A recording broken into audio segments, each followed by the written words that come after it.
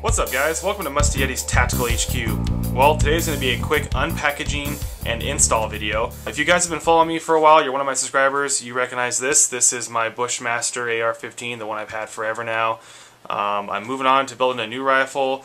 I'm trying to go for the infamous black rifle, so I'm doing all black this round. I've chosen to go with the Sequence Precision strip lower receiver out of Lewiston, Idaho. I bought my lower build kit from PSA.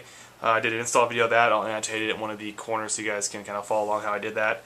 I kind of made a mistake when I bought the build kit. Thought it was cheap for what I got, but I did kind of waste my money because I do want to eventually get the Magpul CTR stock in black for this because I like having that extra locking mechanism because this thing does wiggle a little bit. So, but it's all mil-spec. I don't know if I said that already. Mil-spec buffer tube in stock. So I went out and shot this recently, guys, and I gotta say I'm pretty impressed with this trigger. It blew the Bushmaster's trigger out of the water. I don't know if they make crappy triggers. I'm sure they probably do, but I was pleasantly surprised with the PSA trigger. So if you guys are looking to get a kit, definitely not a bad choice, especially if you get the lower build kit with everything in it. But this one's going to be more focused around the safety. As you see, I've got the Battle Arm Developments ambidextrous safety selector, or badass for short, on both of my AR-15s. If you guys haven't gotten their safety, you really should. They are definitely top of the line safety. As you can see, I have different levers on both my AR-15s, and that's the really cool thing about Battle Arms Development, is that they offer you several different levers in several different colors, so you can really pick and choose and mix them as you want to really make that safety fit for you. Now, I did talk to Roger, one of my really good friends over there at Battle Arm Development, and told him that my safety was a little harder to turn than my other Battle Arms Development safety.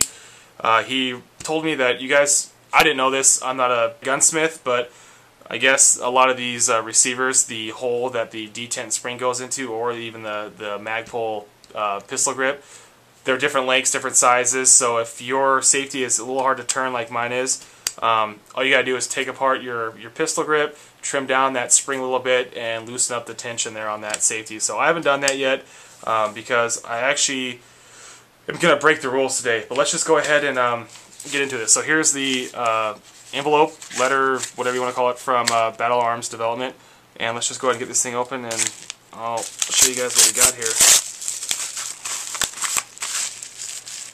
Oh, and a sticker. Love me some stickers. What's this one? Nice, Speed is for Life. Cool. Keep that one, put that with my sticker collection. So here is the, let me pull this, get it open here real quick. So, like I said, I'm going to be breaking the rules here a little bit, guys.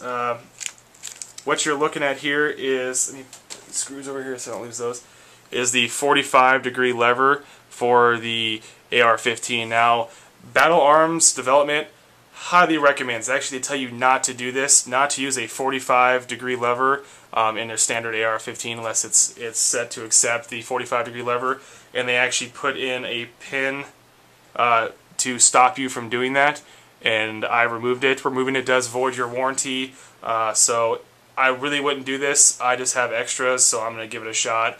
I think the reason they do that is obviously compatibility issues. If it's made for a 45, you should use a 45. You shouldn't force it in there. But mostly, I think it's because your indicators for safe and fire on your standard receiver are at the 90-degree. So if you have a 45-degree selector, you're never really going to know if you're in safe for fire, I guess. You wouldn't have that clear indicator that you're ready to fire. I've been around guns long enough. I know my AR-15s. I'm going to know when I hear that click when I'm in.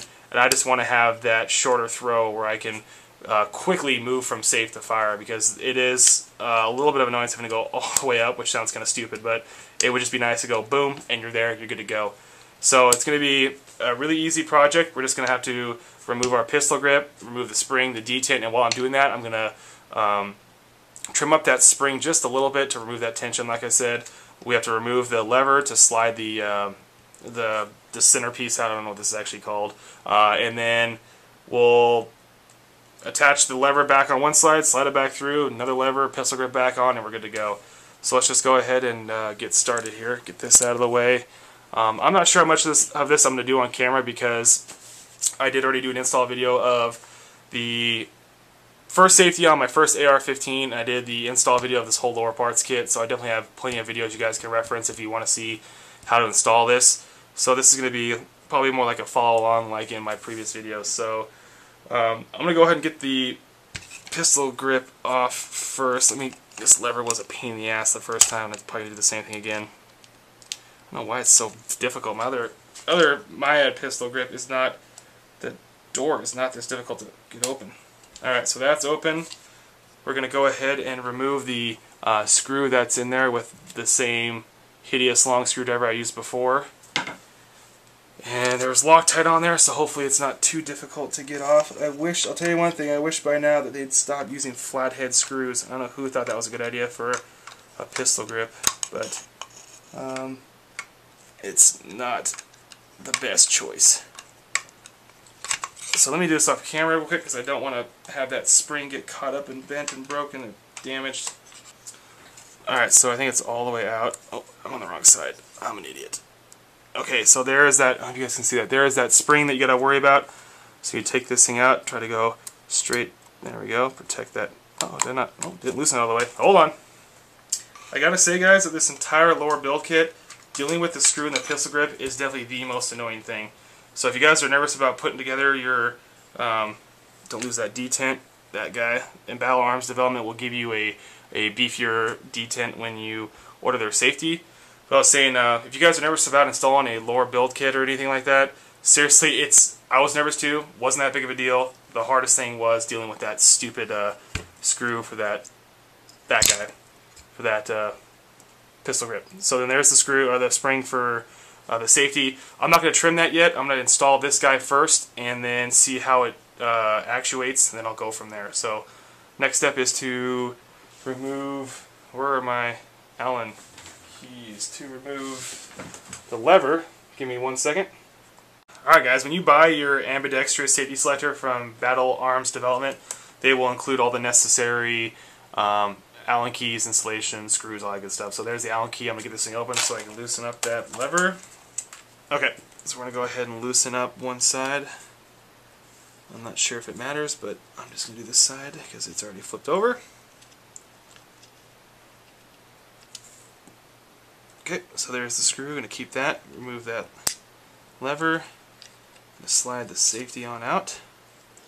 Now we're going to grab the other selector, and we're going to, I'm just going to do the opposite since this thing's off. I'm going to go ahead and put this thing on here. Tighten this sucker down. Hope it doesn't have to go through only one direction. We're going to find out.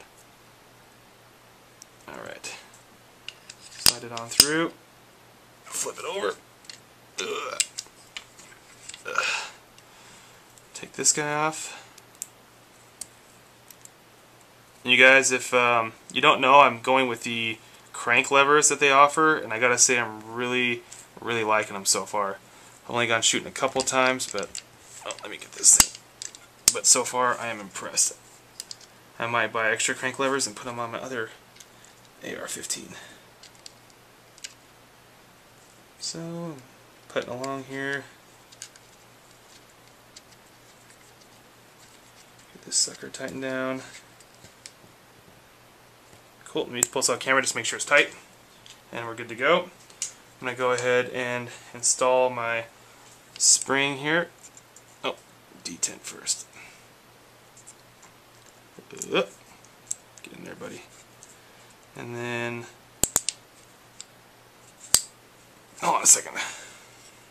Alright, I'm going to put my spring into my pistol grip. I'm going to slide it on. I'm doing it off camera because I don't want to bend that spring like I said before.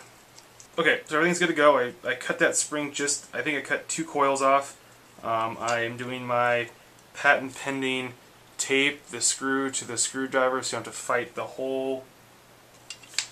Alright, so it's all installed. Let me put this bottom plate back on my pistol grip. And it's all installed. So there is the new 45 selector. So as you can see, it's not actually pointed in at the fire indicator. So I guess you really wouldn't have that 100% visual check that you're either going to be in fire or not. But like I said, if you're comfortable with AR-15s like I am, and you know what you're, I mean, can you really mistake that clicking? But I gotta say, guys, that's money. Travel time really short. I'm gonna check and make sure everything works. Pull the trigger, put it on safe. It goes, reset. So we're safe. Now let me, really quick install, guys. Only took me like 10 minutes, and so you guys can see the differences in the travel. Let me stand up, make sure I get a good camera view here. Alright, so that versus that. So I mean, it's a pretty big difference in travel time. Like I said, they don't recommend to do this install on a non-45 receiver, but if you like breaking the rules of being a rebel like me, you can go for it. But that's about it, guys. That is the install of the 45-degree selector on my new build. I want to thank Roger over at Battle Arms Development for hooking me up and sending me the 45-degree lever, even though I wasn't supposed to use it on this receiver. But like I said, guys, you really shouldn't do that. It'll void your warranty. I guess I'm just going to risk it. So, but yeah, if you guys have any questions, comments, concerns, leave them in the comment box below. As usual, take care, stay safe, and we'll see you next time.